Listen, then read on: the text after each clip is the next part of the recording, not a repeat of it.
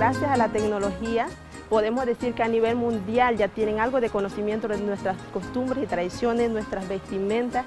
De verdad ha impactado a nuestra cultura como un ave bucle que somos. De verdad, con esta nueva tecnologías, cosas que se están proyectando en mi comarca, me siento orgullosamente porque ya puedo decir que puedo saber a dónde están y qué es lo que pasa alrededor de ellos y de mí como persona también. Mi abuela le enseñó a mi mamá y mi mamá nos transmitió a nosotros todos estos conocimientos. Gracias ahora a la tecnología que ha llegado, la línea de Tigo, ya vamos a empezar a abrir las páginas en Instagram, en Facebook, para poder vender más rápido. En Tigo estamos orgullosos de conectar por segunda vez una comarca indígena. Esta vez, la comarca Nové Bugle.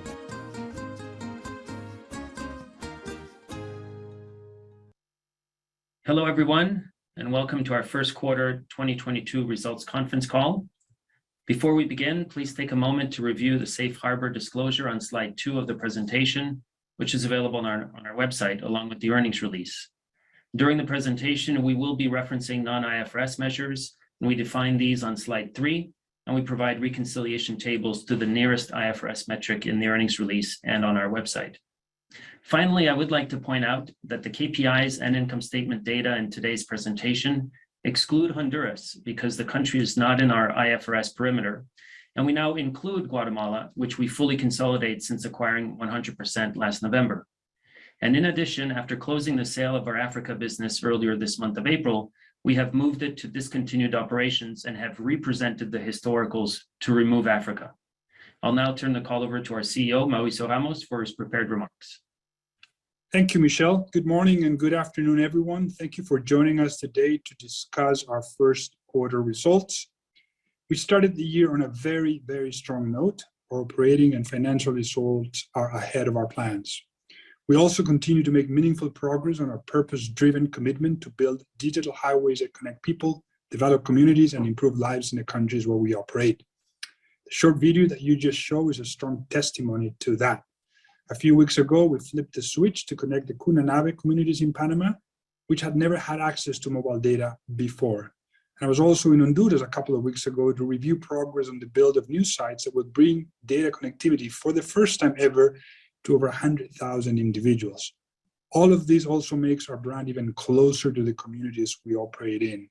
Purpose and brand working together. Now let's go over the key highlights of the quarter, starting on slide 5. First, we continue to sustain very strong customer growth across all our lines of businesses and in all our countries. Second, we continue to convert that customer growth into very strong service revenue growth of 4.6%.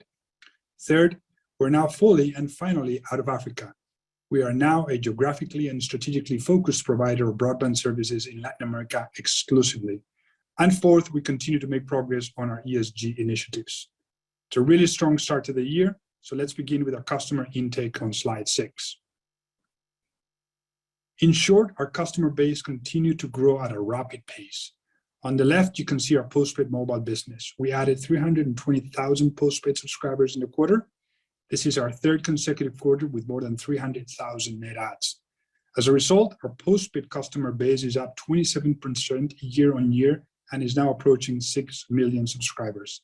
This is because Colombia is now hitting on all cylinders. And on the right is our home business. We added another 74,000 fiber cable customers in the quarter. Our fiber cable customer base is now more than 4 million, up 8% over the last 12 months. Our net adds continue to grow at this very strong pace because there's continued and pent-up demand for broadband services across our footprint, because we stayed close to our customers during the pandemic, providing basic lifeline service when it was needed, protecting our customers and also enhancing the closeness of our brand. And because we stayed on the streets, selling, servicing, doing network maintenance, and upgrading, modernizing, and enlarging our network footprint. As a result, our brand strength has improved and customers are preferring that very same brand. Now, please turn to slide 7 to see the conversion of that customer growth into service revenue growth. The main and key message on this page is simply that for a third consecutive quarter, every country and every business unit grew service revenue organically. The business is today stronger and healthier than ever across the board in every country and in every line of business. Revenue grew a healthy 4.6% in the quarter. This is consistent with our medium-term plans, and it is even a bit better than we had budgeted internally, particularly if you consider that Q1 last year was very strong. The key highlight on this page is our B2B business, which continues to recover and grew 5% in the quarter. You may recall that we had repeatedly said that B2B would be the last to recover from the effects of the pandemic. It is now beginning to do so. Q1 posted our fastest growth in more than 3 years in B2B, not only because of the recovery, but more importantly because of our revamped strategic focus in this area, which we started some years ago. I will touch on this again later. Service revenue growth for home, our fiber cable business, was 5% in Q1. Growth this year will strengthen and be more back-ended towards the second half of the year as we re-accelerate our build program throughout the year, as you will see in a minute. The other key highlight of the quarter is Colombia, which continued to accelerate, hitting 8% revenue growth in Q1. So let's look at Colombia on this next slide. In short, Q1 was an exceptional quarter in Colombia, with another quarter of a spectacular postpaid net adds at 260,000. We have now added 1 million postpaid subscribers in Colombia over the past 12 months.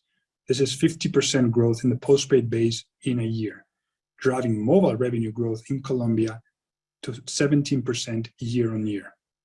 As you know, we have invested with strategic focus to get here. The news is that it is working. Network coverage and quality is at its best ever.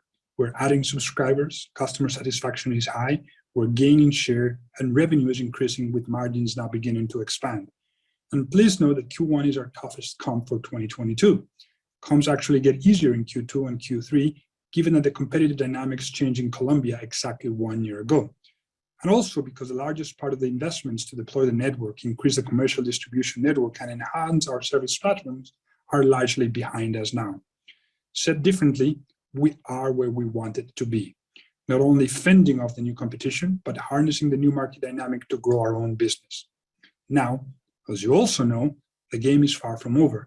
There's still a lot of work for us to do, and we still need to invest for further growth, because we still need to achieve the scale that we need in order to sustain adequate levels for profitability in the long term in Colombia. The good news is that we are on track. And because of that, and before I move on, I wish to acknowledge the clarity of vision, the spirit, the determination, and above all, the bold sangre Tigo culture that Marcelo Cataldo, our GM in Colombia, and the entire Tigo Colombia team are deploying. I know they're listening to this call, as they usually do, and this is their work. So a big thank you to the entire Colombia team. Now let's talk about home business on slide 9.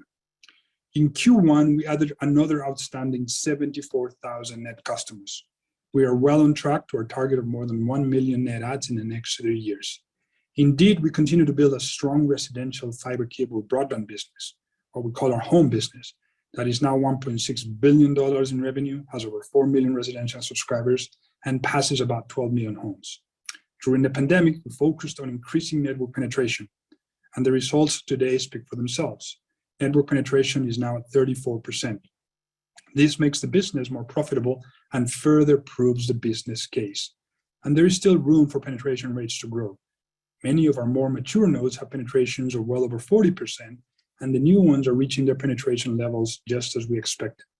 So with so much demand for residential broadband, we are re-accelerating our network expansion, just as we indicated we would do during our investor days earlier this year. As you can see on the right, we have now ramped up our building activity to a run rate of 600,000 homes. With this, we're tracking towards our target of around 1 million homes built per year. We're also on track for about 50% of our new builds to be fiber to the home this year, and for effectively all the new builds to be fiber to the home going forward after that. Said even more simply, home remains really on track. Let's move on to B2B on slide 10. So you likely recall, we told you at the Investor Day that we have been executing on a strategy to accelerate our growth in B2B. You also likely recall that we thought this segment would be the hardest hit by the pandemic and the slowest to recover. During the pandemic, we stayed close to our customers' base and we protected it while we continued to develop that new strategy.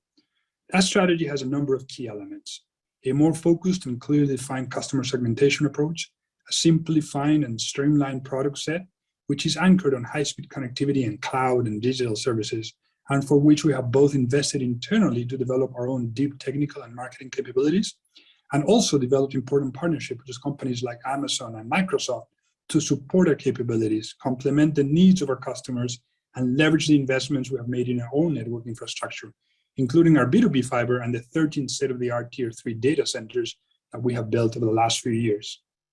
As a result of this increased focus, we've been adding customers every quarter, especially in the fast-growing SME customer segment in which we have placed particular focus. With the pandemic now ebbing, our B2B segment is starting to strengthen our top-line growth. B2B was up 5% in the quarter, right in line with our long-term ambition.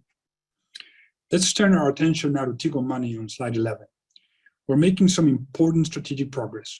We told you just a couple of months ago that our strategy and product map are in place, and that our management team and our development teams are also in place, and that we are now squarely on execution mode. In short, we're right on track with our long-term plan.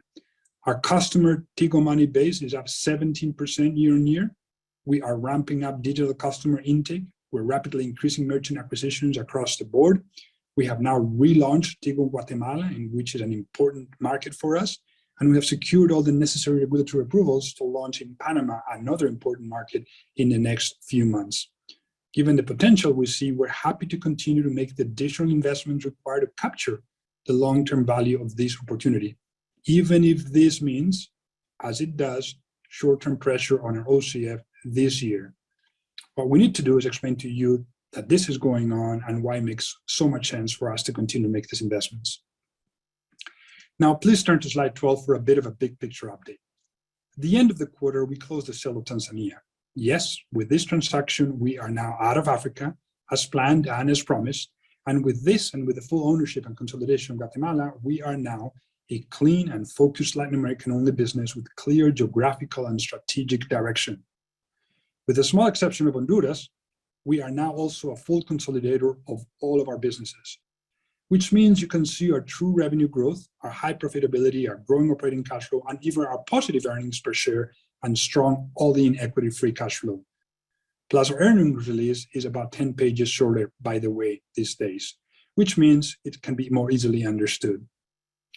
Equally important is that our journey out of Africa has freed up capital and allowed us to focus capital and management resources to Latin America. This has allowed us to make important investments to enter Panama and Nicaragua and to increase our ownership in Guatemala. And all of these have been great capital allocation moves. In these three countries, in all of them, we have the #1 position. They're all healthy two-player markets. They all have growth and strong cash flow margins, and they all have helped us increase our exposure to countries that have growing economies and stable currencies. Panama is an investment-grade and dollarized economy. Guatemala will grow GDP over 4% this year, and the quetzal remains one of the world's strongest currencies. And Nicaragua remains one of our fastest growing businesses, as you saw this quarter, on the back of strong and growing flow of remittances. These investments are becoming key pillars to our equity-free cash flow story for the next years to come. As we reiterated at our Investor Day, we're a purpose-driven and ESG-focused business. Both things define who we are, and both things give us a competitive advantage. As you also know, we have now submitted our science-based climate targets. We expect those targets to be validated later on in the year. And we are, of course, already implementing action plans that will allow us to deliver on those commitments. About 30% of our capex budget this year is earmarked for projects that not only have strong returns, but will also help us improve energy efficiency and curb our emissions. We've also continued to move forward with all our ESG programs. And in that regard, we're happy and proud to report that we were highly recognized once again in the most recent Great Place to Work survey in Latin America. We now rank #5 in Central America across all companies and in all industries, and we rank in the top 5 in 8 of our 9 countries. This is not only great ESG accomplishment and a source of pride to all employees, but it also positions us to continue to attract the best talent across the board in all our markets. On that note, let me turn it over to Sheldon to go over the financials in detail for the quarter. Thank you, Mauricio. Let me now take you through the Q1 numbers. As a reminder, and as Michelle mentioned at the beginning of the call, the way we present our financials is changing this quarter with the acquisition and consolidation of Guatemala and the sale of Africa. As a result of both these changes, we will now focus your attention on the performance of the group, which includes all of our operations except Honduras. of which we own 67%, but account for it under the equity method in our reporting under IFRS standards. Let's start on slide 15 with service revenue, which was $1.3 billion in the quarter. That's an increase of 37% year on year due to the Guatemala acquisition. Excluding the acquisition and adjusting for FX movements, organic growth was 4.6%, which is consistent with the mid-single-digit medium-term growth target that we've communicated at our recent Investor Day. Our mobile business grew 4% and contributed more than half of the overall growth in the quarter. And almost all of that came from postpaid, which grew more than 9% year on year. This solid performance in mobile is a direct result of the additional investments we've made in our networks and spectrum over the past couple of years, especially in Colombia, El Salvador, Nicaragua, and Panama. Our fixed business grew at 4.8%, and that reflects the 5.3% growth in home that Mauricio mentioned, as well as the 3.6% growth in the fixed part of our B2B business. Finally, you can see the FX detracted from reported growth this quarter, largely due to the Colombian peso, which strengthened at the very end of the quarter, but was about 8% weaker on average compared to a year ago. Drilling down further on slide 16 to the service revenue performance by country, once again, every country performed better in Q1 than they did last year. Standout performances were from El Salvador and Nicaragua, which grew about 10% each, with all three business lines performing well in these two countries. Colombia had a very solid quarter with growth of 7.8%, with our mobile business up almost 17%. And that's coming mostly from the very strong postpaid net adds that Mauricio mentioned, which is driving ARPU up almost 4% in local currency. Paraguay and Panama both had solid mid-single-digit growth, with both seeing stronger trends in mobile than in fixed. Guatemala had a slower growth in Q1, but this was actually in line with our expectations for the quarter. As most of you know, our Guatemala business continued to grow throughout the pandemic, so the comparisons in mobile were tougher in Q1. And as we flagged in our Q4 call, Guatemala is a country where the global chip shortage has had a bit of an impact on our handset sales, and this drives new customer activations. But this situation is gradually returning to normal, and we expect mobile growth to show improvement in the second half. But again, the key point here is that we had expected Guatemala would have a slower start to the year, and this was already reflected in our plans for the year. Meanwhile, growth in home and B2B in the country was very solid in the quarter, and the broader economic conditions in Guatemala are good, with GDP expected to grow 4% and with inflation of around 4.5%, according to April forecasts from the IMF. Finally, in Bolivia, the situation hasn't really changed. Our mobile business continues to see ARPU pressure due to price competition, and we are mitigating this impact by expanding our fixed business as quickly as we can. As you know, we had slowed our build activity during the pandemic, and we are now in the process of ramping our build machine here. We continue to see very strong penetration of these new nodes that we are installing, and we are hitting 20% penetration much sooner than what we had assumed in our investment case. So we're looking to accelerate our planned investments here. Okay, turning to EBITDA on slide 17. EBITDA of $564 million was up 56% year on year due to the consolidation of Guatemala. Organically, EBITDA was just slightly positive as we reinvested the revenue growth into our Tigo Money fintech business and into customer acquisition, mostly in our Colombia business. This is actually right in line with the plan for the year, and most of these investments are now behind us, and the comparisons start getting easier in Q2, especially in Colombia. Also impacting the year-on-year comparison were lower than usual levels of bad debt provision and incentive management compensation in Q1 of 2021, which both normalized in 2022. I would point out that taking all the above into account, our EBITDA margin for the group was a healthy 40% for the quarter, and a sequential increase from the margin in Q4. Now looking closely at the EBITDA performance by country on slide 18, leading the pack in the quarter was Paraguay, up 9%, with a margin of 46%.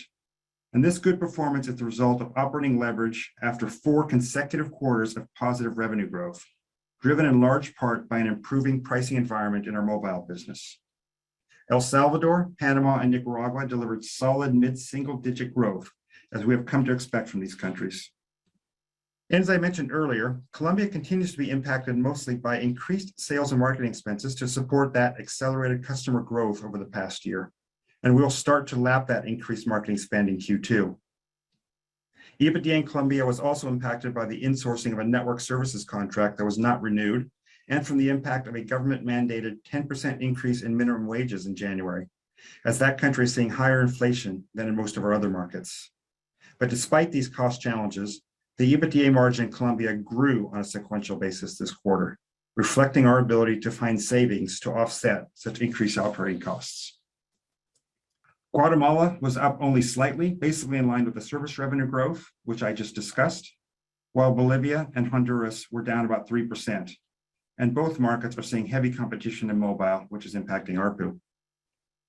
Higher energy costs are also having an impact in many countries, but so far we've been able to offset that impact with savings in other areas.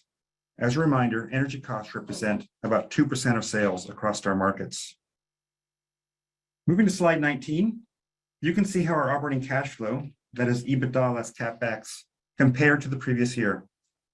Operating cash flow of $365 million in Q1 was up 51% year on year due to Guatemala. Organically, it was down 7.6%, and that's because of phasing of our capex for the year. As most of you know, the timing of capex spend can change a lot quarter to quarter. So the first quarter of a year doesn't always give you a good indication of how the year is trending. Last year, capex was heavily weighted towards Q4. This year, we're planning our capex spend to be more equally spread than in years past, as we're accelerating our revenue-generating projects as much as possible to more quickly benefit from them within the year. The key message here is that we are on track with our plans for the year. In fact, our service revenue, EBITDA, and operating cash flow were all ahead of our budgets in Q1. We continue to target 2022 capex of around $1 billion, as discussed at the Investor Day, and we're on track towards our operating free cash flow growth target of 10% on average over the next 3 years. Finally, let me close on the leverage situation on slide 20. During the quarter, we were active in the debt capital markets, issuing a new 5-year sustainability bond for 2.25 billion Swedish krona, which we immediately swapped into US dollars. The proceeds will fund climate and social project categories in accordance with our framework. Our Guatemala business also issued a new 10-year, $900 million bond, and the proceeds were used to repay a significant portion of the bridge loan used to acquire the remaining 45% of that business.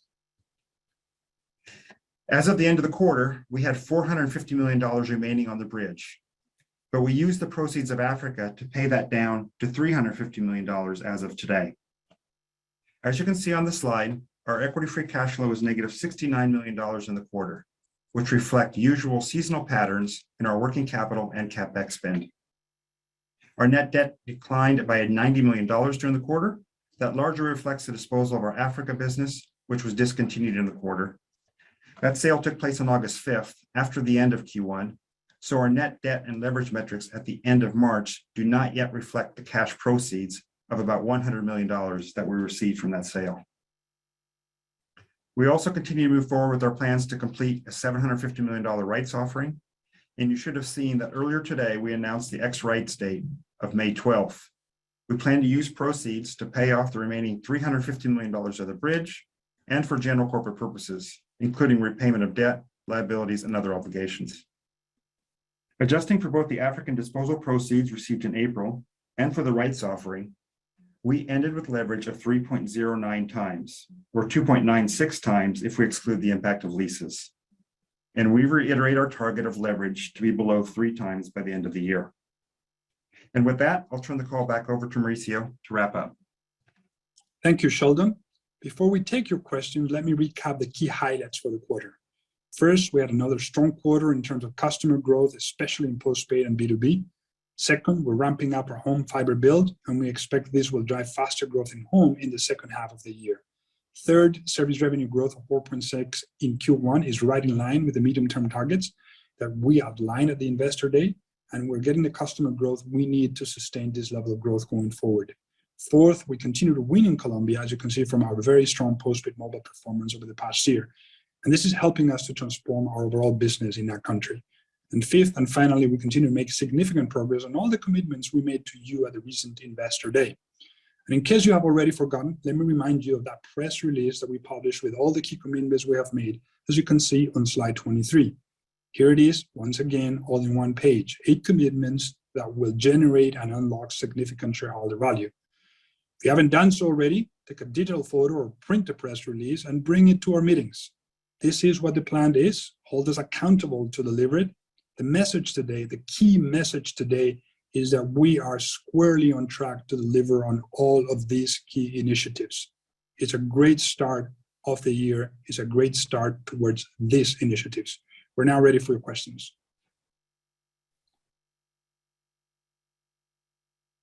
All right, thank you, Mauricio. We will now move to the Q&A session of the call. If you would like to ask a question, please remember to send us an email at investors@millicom.com, and we will add you to the queue. With that, we'll take our first question from Marcelo Santos from JP Morgan. Marcelo?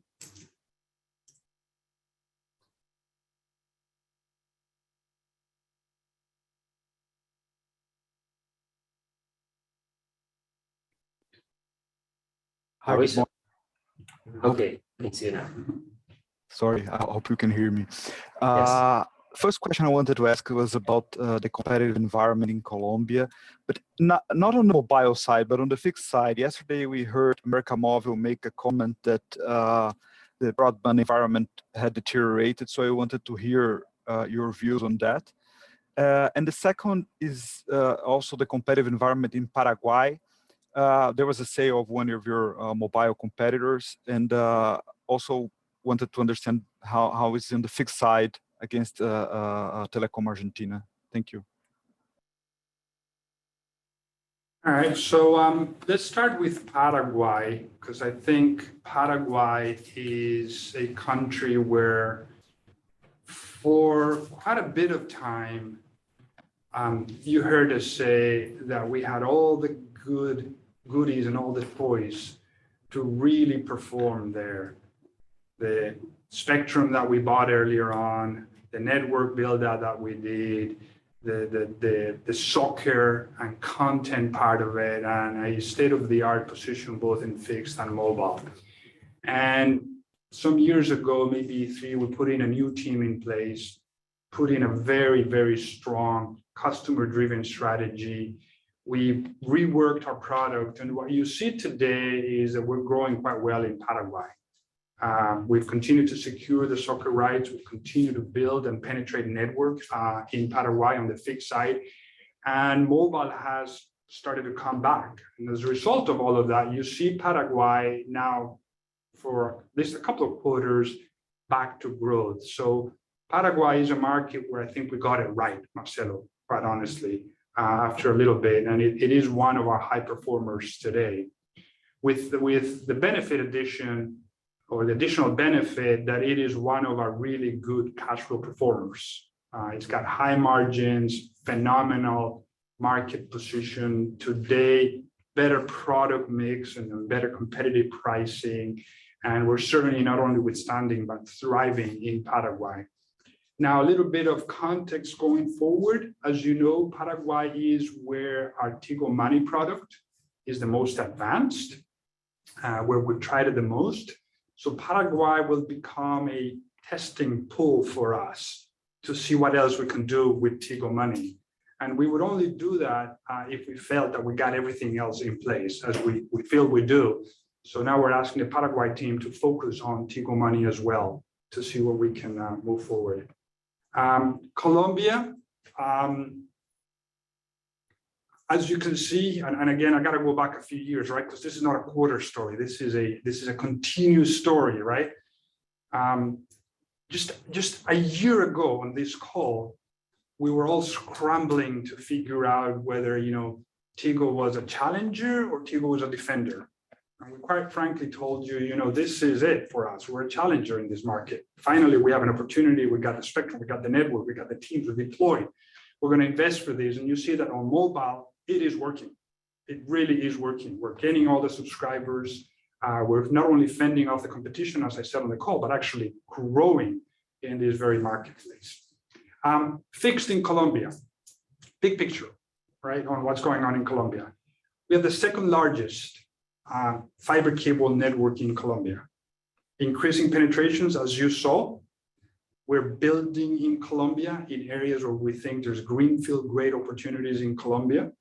And there is indeed a little bit more price competition in the market. But we are growing through that. If you look at our fixed growth in Colombia, it's still pretty healthy. And we continue to bring in the customers. Two key things, because I'm sure it's on your mind, Marcelo. Two key things. We will have access to the Bogota market going forward because the fiber in Bogota, which we don't own, is being opened up. The players in Bogota that have fiber are opening it up. We are the natural tenant, if you will, for that fiber. Remember, we're not really in Bogota. So that's an upside that we have that the market doesn't really have, something that, as you know, we've been expecting for a long time. And while we are in the, in the Colombia context, we're beginning to see a very interesting move towards more and more broadband-only plays. This happens mostly in Colombia, but everywhere else. And we actually think that's a good thing, Marcelo. You've seen it happen in the US. We've been positioning ourselves for that with our supermarket of content, Amazon, Netflix, Deezer, everything that we have. And what we're beginning to see is an environment in which those broadband only come with lower output, sure, right? But better margins and lower capex. So they're actually accretive to our OCF. And I think we're the best position in that broadband fixed market because we got the mobile as well. So it becomes a true moment of broadband fixed and mobile on which we can layer high margin content supermarket on top of that. If I missed anything, you let me know. Perfect. No, thank you very much. All right, thank you, Marcelo. Our next question is coming from Sumit Datta at New Street Research. Sumit? Yeah, hi there. Thanks for letting me ask a question. A couple, please. First of all, on Panama, we've had an announcement from Digicel, who are looking to exit the market. It'd be great to get your perspectives on that. I think also specifically, is there any opportunity to pick up either infrastructure assets or spectrum which may become available? Do you know what the process is in that market when an operator hands back or essentially shuts down the business? Any steer on that would be great. Maybe I'll start with that question, please, and then follow up with another one. Yeah, Panama for us has been one of the better investment decisions we've taken, if not the best, over the last, the years we've been around. You know the story, Sumit. It's a dollar economy. Our business plan had, buying into fixed, defending, sustaining, growing fixed, and we've done that really, really well. We continue to grow in fixed, but on top of that, layering, cross-selling into mobile, which we have done. So overnight, now it's taken us 3 years, but we become the number one player in Panama on a dollar economy with, you saw the margins that we're driving already. In our minds, long-term, Panama is a small market with fairly developed telecom infrastructure, ours and our main competitors. So it is a healthy, subscriber-focused investment country. So in that regard, we always imagined that it would long-term become close to a two-player market. So whether Digicel stays on or doesn't stay on, it really doesn't significantly change what we thought was and what we are delivering on. Our focus in Panama, as elsewhere, to be very honest with you, is largely organic. We don't want to distract ourselves with picking these or that up because we're driving the brand, we're being preferred by customers, we're driving volume, sustaining our position. We want to be very, very, very focused organically. And in addition to that, I think you may have seen this, the government of Panama has released at really reasonable prices AWS spectrum, which we will be picking up. I think we're in the process of buying it and acquiring it. So we've picked up the spectrum that we need. And Panama has historically had a really good spectrum policy, which is parity of spectrum for everybody. So, and we think that is a really good spectrum policy going forward. Predetermined prices, reasonable prices, spectrum parity. So quite frankly, that's a good setup, nothing that needs to be disrupted there. Okay, that's really helpful, thank you. Follow-up question, please, with just a bit more detail. Maybe it's one for Sheldon, but on the corporate costs. So again, when we just simply kind of tot up the individual country EBITDAs and then compare that to the headline, the new IFRS headline EBITDA, the corporate cost seems to be around $35 million, if I've done that correctly. I thought that was going to be running at nearer 50 million going forward, and presumably that was going to be where some of the extra Tigo Money cost was going to be booked as well. So do you mind just helping clarify, have I misunderstood that? Is there anything happening within this quarter, please? Yeah, I think you have misunderstood that. I think we should come back, maybe Michelle and Sarah, just on some of the calculations. That number should be probably closer to 45 than 35. Okay.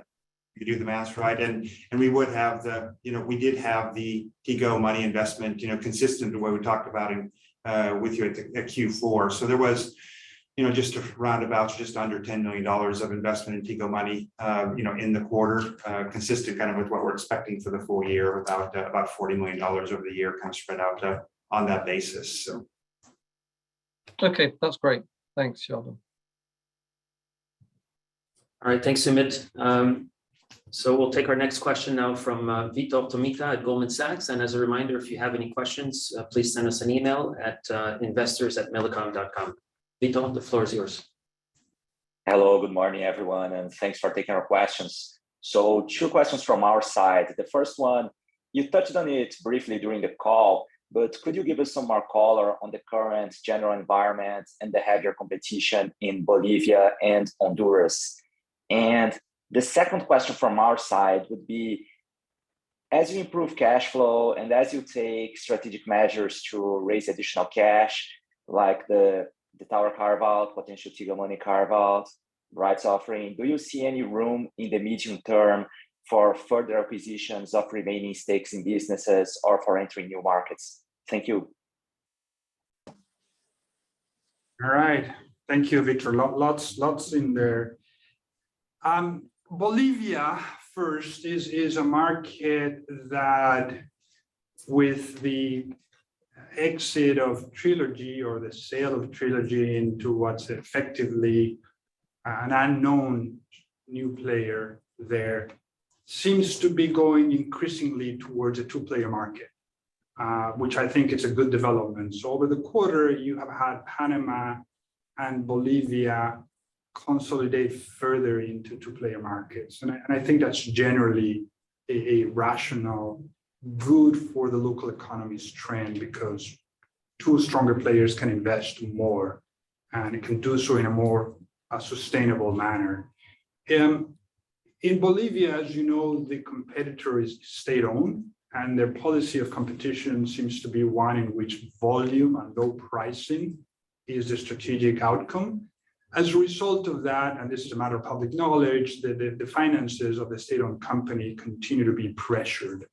So medium term, long term, we believe there's going to have to be a balancing act in the competitive nature of that marketplace, on mobile, by the way, in which the long-term finances of the state-owned entity have to come into play with a more long-term balanced investment-based capacity. I'm saying that in a very diplomatic manner, because I think that's what the long-term outcome there is. And that's what's going to secure that the country continues to invest in the infrastructure it needs. In addition to that, Bolivia is largely highly competitive, as you see today, on pricing on mobile. But in the meantime, we continue to grow really healthily on fixed. And we've continued to deploy a fixed network in fixed, which increasingly gets really good penetrations. As a matter of fact, we wish we had been able to build a little bit faster in Q4 and Q1, but we're ramping up in Bolivia to underpin and strengthen the growth in Bolivia. So overall, I think Bolivia is a healthy, sustainable investment place for us to continue doing what we're doing, even if we have to go through this, mobile pricing moment. Honduras, I think, is the one country where, just like, remember El Salvador 2 years ago, or Paraguay, where we said we got to get it right. I was in Honduras a couple of weeks ago, reviewing our plans, and I am now quite comfortable that we're going to get it right in Honduras. It's a two-player market. It's one in which we've done all the things that you would have expected us to do. So we are modernizing the network, investing a little bit. This is the mobile network, by the way, investing a little bit more in cable, streamlining our product offering. And although you can't really just quite see it in the financials this quarter, you do see it in the subscriber counts that Honduras is becoming better. And remember, Honduras is a market where we have a very strong position and strong cash flow. So it reminds me a little bit of Paraguay 2 to 3 years ago. So just hold your breath, sit down, and Honduras will turn around. Tigo Money, as I said on the prepared remarks, we're hitting all the goalposts that we wanted to hit. In terms of the carve-outs, I may just as well use your question to update everybody that we are on track in terms of preparation for those, bringing in advisors, doing all their preparatory work. So all of those things are moving along just as we expected. We got advisors for both projects, both on the investment banking side and on the accounting side. We got management teams in place, and of course, Tigo Money is, as you've seen, already on execution mode and doing so quite well. And lastly, because yours was a handful of questions, Vitor, on M&A, as we said during the investor call, we're not on M&A mode. We are on operational mode. We got this amazing, really good, strong operating performance on the top line. We want to use that momentum to bring it down with operating leverage into EBITDA growth and operating cash flow growth back-ended this year, because we believe we're completely on track to deliver that 10% operating cash flow growth on average for the next 3 years. And that's not back-ended totally. It starts, with getting closer to that goal this year. So the point I'm making, Vitor, is that we're very operationally driven. So we're not focused on expansive M&A. Now, we may need to react to minorities, etc., but that will be reactive in nature, not proactive in nature. Very clear. Thank you very much for the answers. Ben? Thanks, Vitor. So next, we're going to go to Andres Cuello at Scotiabank. Andres? Yes, hello guys, can you hear me? Perfect. Yep. Good, thank you. Regarding equity free cash flow, during the quarter, there was a negative equity free cash flow by 69 million. And I guess this was better than the 183 million a year ago, right? There was an improvement in terms of the negative equity free cash flow, but it seems far from guidance, which is, as you said, 800 to 1 billion in the next 3 years. So I'm just wondering, for 2022, what you are expecting, what you are thinking in terms of equity free cash flow, or how you're going to turn from this minus 69 to a positive number throughout the year. That's my first question. And my second question, if you can just give us a general update on the infrastructure sale, perhaps a little bit on timing, when you will expect this to happen. Thank you very much. All right, I'm making everybody uncomfortable by starting to answer this question because we have this rights offering and apparently I cannot give you 2022 numbers, blah, blah, blah, blah, blah, blah. So you can see them all sweating because I'm going to give you the goods. So I'm going to pass it over to Sheldon so they don't sweat about it. We've already said that we are ahead of our internal budget on revenue, EBITDA, and operating cash flow. I think we said that loudly. Even Sheldon said it on his prepared remarks. So that gives you an idea that we're on track. Equity free cash flow on a given quarter is a large result of how much capex we spent on that year. So over a 12-quarter period, which is the 3-year period, it really shouldn't, be a indicator of what's going to happen ultimately. What I can tell you, Andres, is we are squarely on track on all the operating metrics, revenue, EBITDA, OCF, ahead of our internal budgets in all countries. I even thought of giving you the numbers, but then the guys get really, really upset. So we are on track operationally, and most importantly, and I said on revenue, we are really getting it. And you saw our operating cash flow margins. They are north of 25%, right? So once we get operating leverage into the business, which we can, then it really starts trickling down at the operating level. The point I'm making is we're totally on track to equity free cash flow as we guided for the 3 years. And this is where everybody gets a little bit nervous.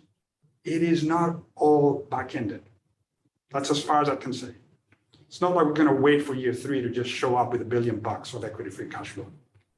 Yeah, and I would add to that. I mean, just a few things. I mean, we did reiterate our debt target objective at the end of the year of being below 3 times. Embedded in that is, essentially is our equity free cash flow sort of ambition within there. So that is on target.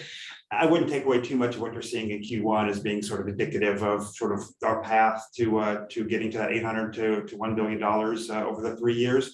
We're on target on that. It's really some seasonality, I think, in terms of how our cash flows and working capitals move, in the quarter, and maybe a little bit, capex spend being, as I said in my prepared remarks, a bit more more equal across the years than maybe they have in years past, where they were more back end loaded or heavier weighted to Q4. So once again, on that point though, from a full year perspective, we're still reiterating the $1 billion of spend, and it's just how it's landing within the year. Okay, thank you.